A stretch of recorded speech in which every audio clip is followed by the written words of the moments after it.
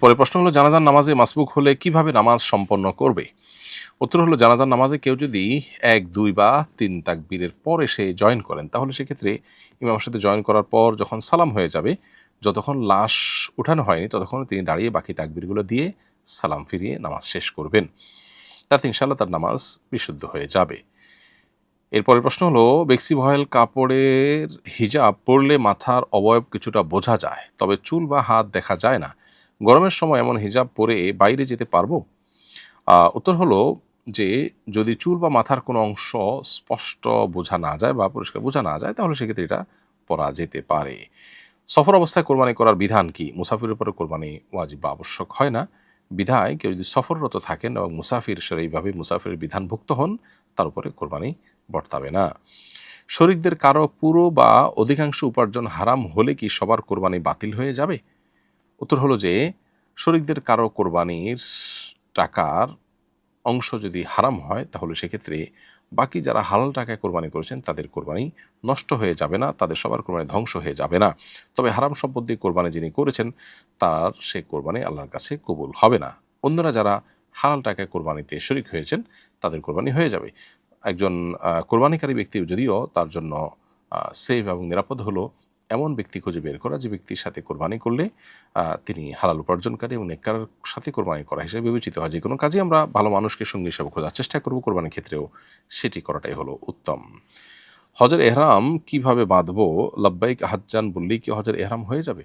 উত্তর হলো হ্যাঁ, এহরাম বাঁধার নিয়তে লাব্বাইক হাজ্জান বললেই এহরাম বাঁধা হয়ে যাবে।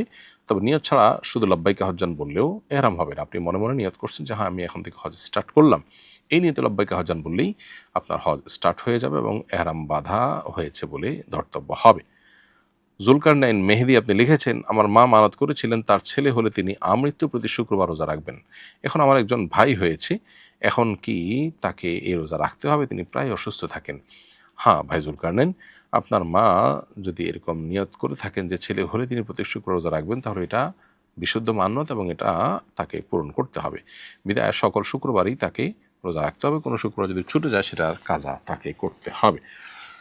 অম্মে হাবিবা নাসরা আপনি লিখেছেন, পিরোজপুর থেকে, আপনি শিক্ষিকা পেশায় লেখা আছে, আমার বাবা মারা গেছেন, তার পেনশনের টাকা এককালীন দিয়েছে, আমরা টাকা কোথায় নিরাপদে রাখবো? এই জন্য ইসলামী ব্যাংক থেকে টাকা রেখে লভ্যাংশ দিয়ে সংসারে যাবতীয় খরচ চালানো কি বৈধ হবে? ইসলামী ব্যাংকে টাকা রাখা যাবে, সেটাতে কোনো অসুবিধা নেই। তবে বিভিন্ন সূত্র থেকে জানা গেছে যে ইসলামী ব্যাংকগুলো তাদের কার্যক্রম পরিচালনার ক্ষেত্রে যথাযথভাবে পরিপূর্ণভাবে শরিয়া প্রতিপালন করে না।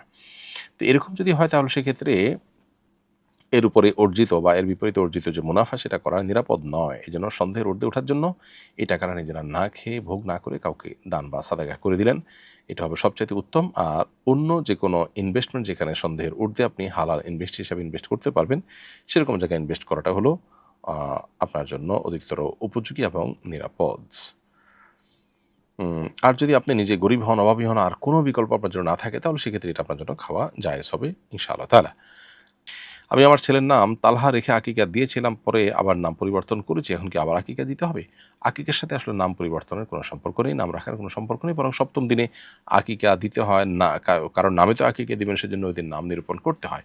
যদি কোনো কারণে নাম কেউ পরিবর্তন করতে হয়, তাহলে তার জন্য আর আকিকা দিতে হবে না, বরং আকিকা একটাই হয়, সেটা সপ্তম দিনে বা জীবনে যখন করেছেন সন্তানের জন্য, সেটাই যথেষ্ট হয়ে যাবে।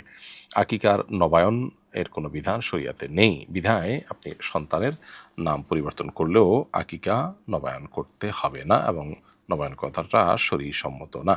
হ্যাঁ, আজকাল অনেকে সন্তানের নাম পরিবর্তন করলে সেক্ষেত্রে সন্তানের নামে নাম যেন প্রচারিত হয়, তার জন্য মানুষজন খাইয়ে থাকেন, সেটা ভিন্ন বিষয়। সেটাকে আকিকা নাম দেওয়া মোটেও সঠিক হবে না।